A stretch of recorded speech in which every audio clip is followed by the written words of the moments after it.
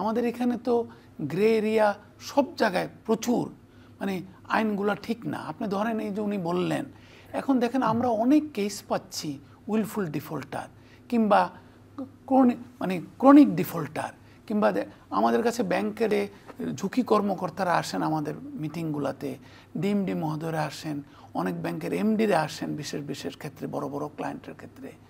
তখন আমরা দেখছি যে ওনারা অসহায়। প্রথম কথা হচ্ছে আমি বলি যে ব্যাংকার কেন ব্যাংক ধরতে পারছে না, কারণ আদালত ঠিক না করে তো ব্যাংক কিভাবে ঠিক করবেন।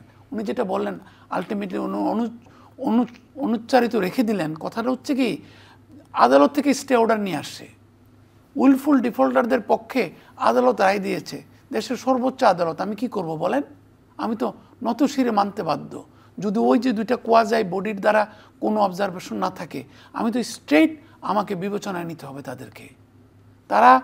আমরা এখন দেখা যাচ্ছে প্রায় 10 to 25% কেস আসে আদালতের স্টে আছে ওটার উপরে। ব্যাংক কী করবে? ব্যাংক তো অসহায়।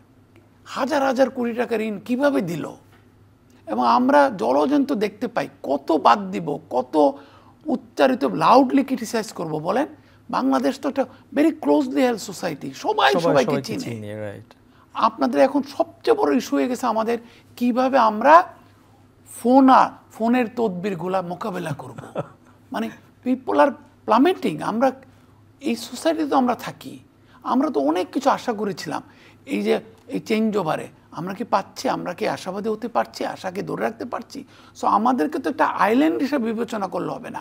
I was also born in Bangladesh. অন্যান্য অনেক ময়ূরও ইস্যু আছে, ওগুলার সমাধান না করে সুশাসন, তারপরে জবাবদিহিতা, এগুলা না করে হঠাৎ করে আপনি যদি বলেন গার্মেন্টস সেক্টর ঠিক হয়ে যাচ্ছে না কেন, উদ্যোক্তারা সবাই ভালো হয়ে যাচ্ছে না কেন, তো এগুলো তো সম্ভব না। ওই উদ্যোক্তারা তাদের যারা রাজনৈতিক নেতা আছেন, পৃষ্ঠপোষক আছেন, তাদের আন্ডারে চলে যাচ্ছে।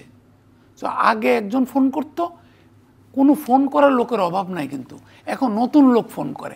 আপনি যদি আমাকে জোর করে জিজ্ঞেস করেন যে উপদেষ্টা পরিষদের কেউ ফোন করে কিনা, অনেকেই ফোন করে। তো আমরা কি পরিবর্তন করলাম? এই পরিবর্তনকে আমার দ্বারা সম্ভব? আমি এক মামুন রশিদ কেন, ডজন খানেক মামুন রশিদও পারবে না যদি সম্মিলিতভাবে আমরা সিদ্ধান্ত না নেই দেশটাকে ঠিক করব।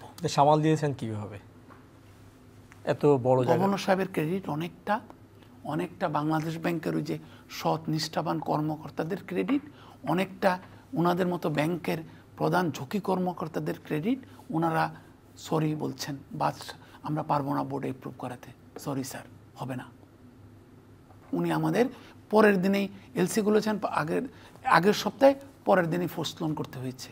এই ক্লায়েন্টরা আমরা হ্যান্ডেল করতে পারবো না স্যার, দেখা হবে কোর্টে। তো এই ধরনের সাহসী ঋণ কর্মকর্তাও প্রয়োজন এবং তাদেরকে উৎসাহিত করাও প্রয়োজন বোর্ডের পক্ষ থেকে।